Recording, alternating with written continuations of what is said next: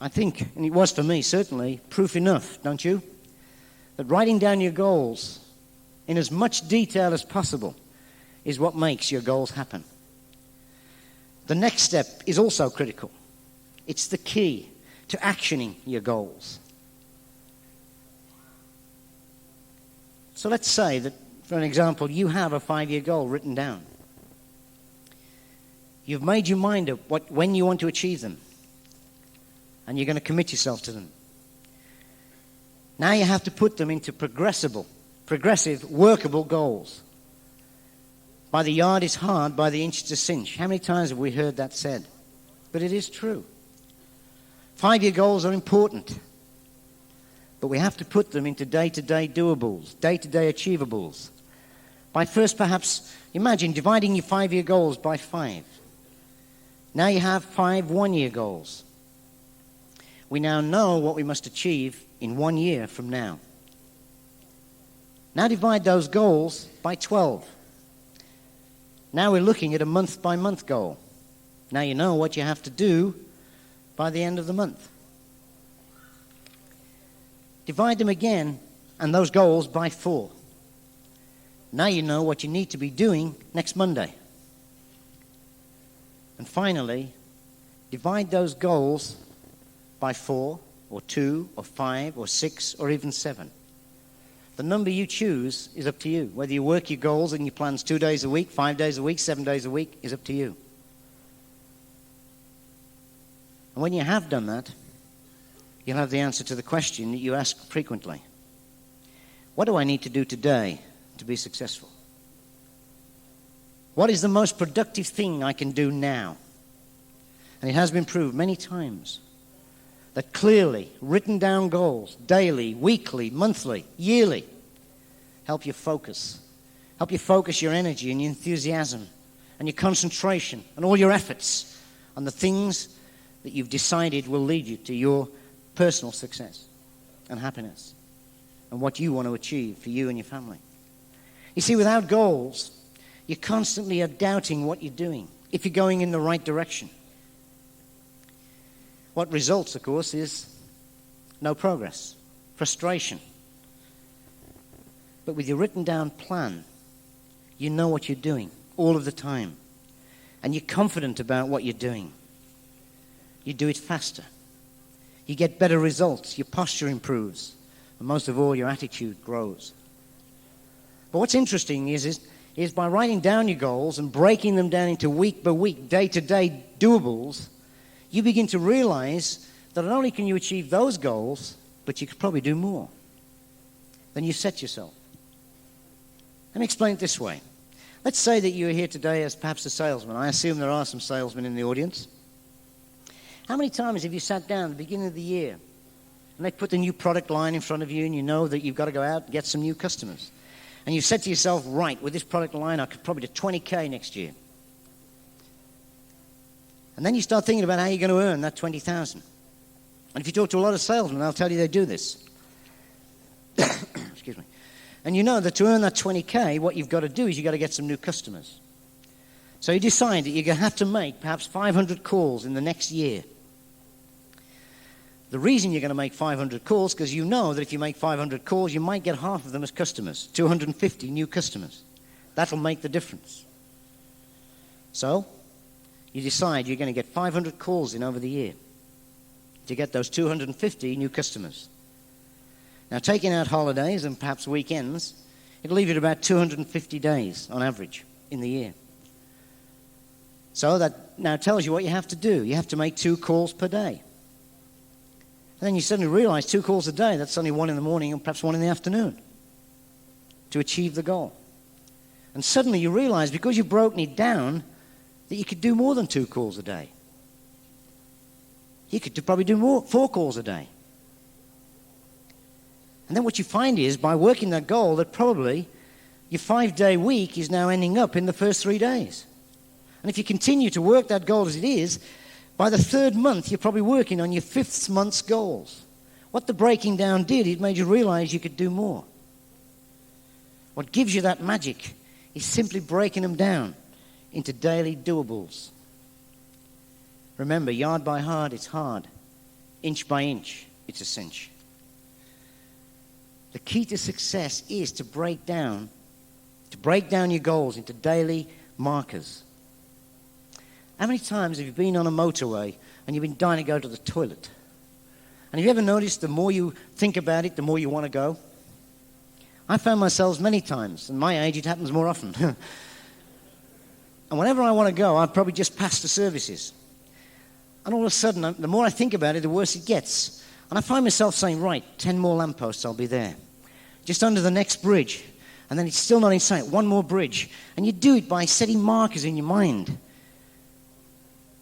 So those daily markers, those daily doables are the difference.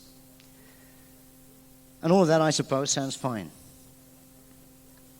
But if you write those goals down and you put those daily markers, those weekly markers, those monthly markers on paper, and then you lock them away in your desk drawer or in the cupboard, they're worthless. They're not worth the paper they're written on.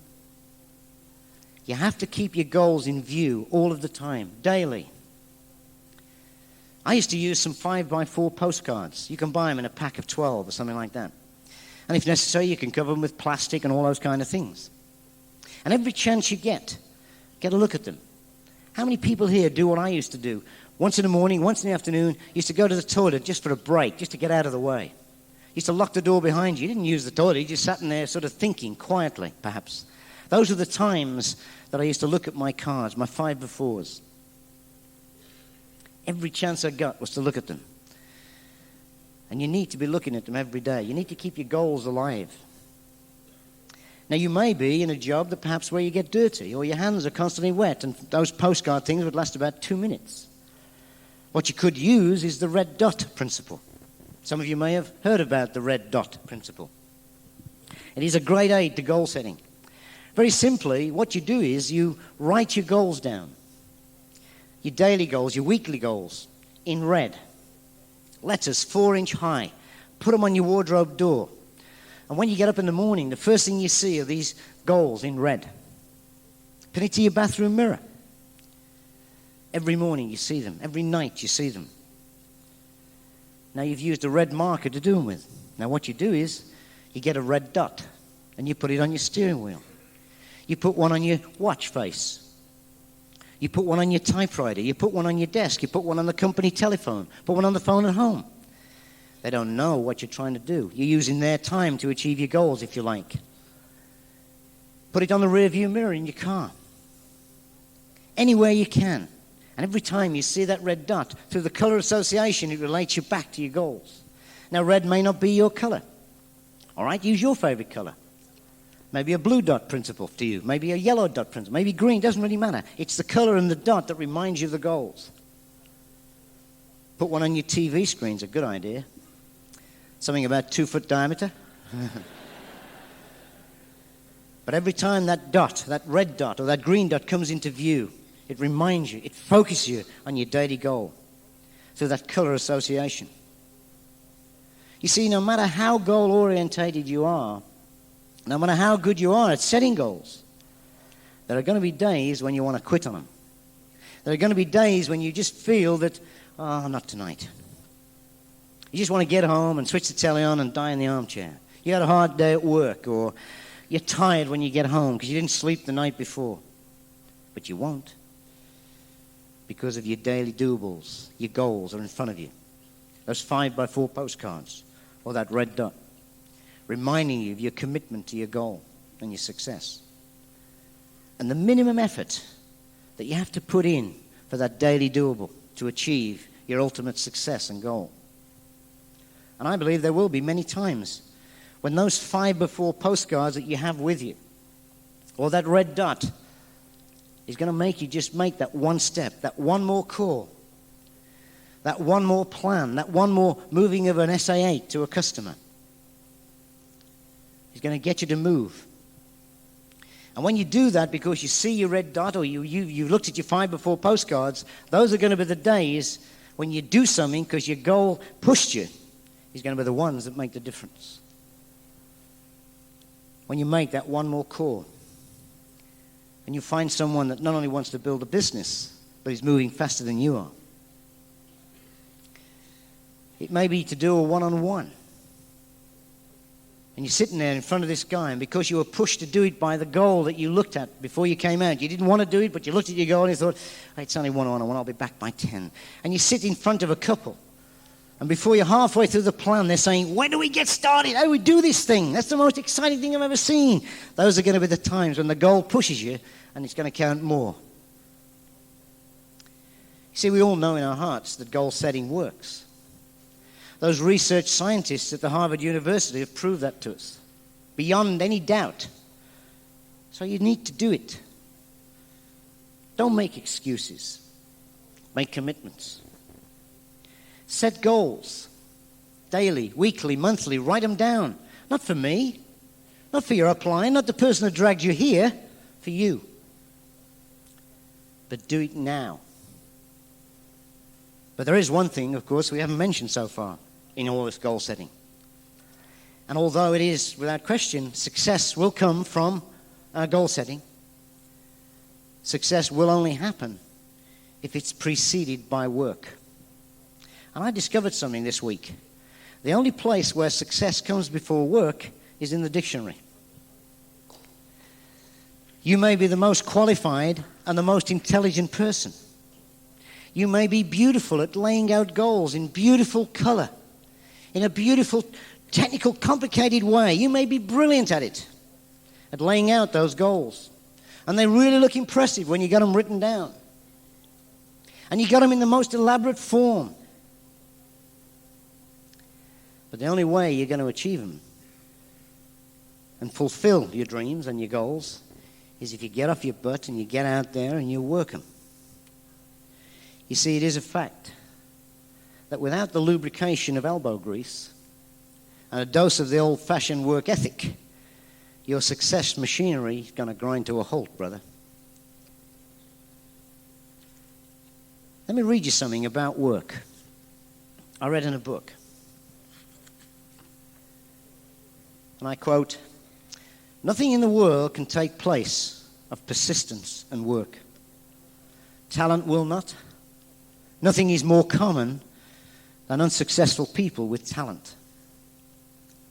Genius will not. Unrewarded genius is almost a proverb. Education will not. The world is full of educated derelicts. Persistence, determination alone are omnipotent, all-powerful. So it takes work. Goal setting's fine, but without the work, it's nothing. You see, there is no free lunch. Everyone who succeeded in this business did it through hard work. In fact, nothing is worth achieving if it's sweat-free. Harold Cummings, the author, said, if you want to leave your footprints in the sands of time, make sure you're wearing your work boots, brother. Work is a direct investment in you. When you stop working your goals, the return on investment will dry up. So you got to keep pumping. You get a trickle of success. And in the beginning, all it is, and all it will be, perhaps, is a trickle. But if it's ever going to become a stream, a continual running stream of success, you got to keep pumping. Have you ever noticed how the unsuccessful people always say, thank God it's Friday? Oh, thank God it's Friday. While successful people just say, thank God it's today. Do you think it's possible the difference between successful people and failures, or the unsuccessful, is just simply goals and dreams and planning and work? So plan. Set your goals. Work hard to achieve them. And what excited me was that whatever you achieve, you'll never have to apologize to anyone, especially the person in the mirror, for anything you get, or any goals you achieve, or any kind of income you earn. You just got to get out there and boogie. And you will own the most important investment, the most important thing in your life: self-respect, dignity.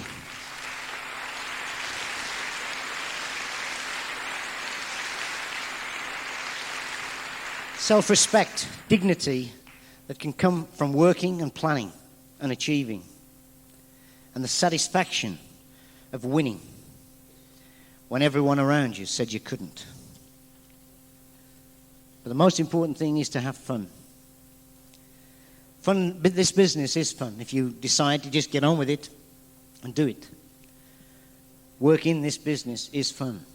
But you've got to make your mind up to set goals. You've got to get your mind on that you're planning. You're focusing on your dream. You've got to have your reason. And you've got to work it.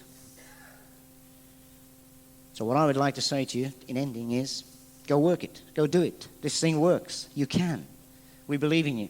Thank you for listening.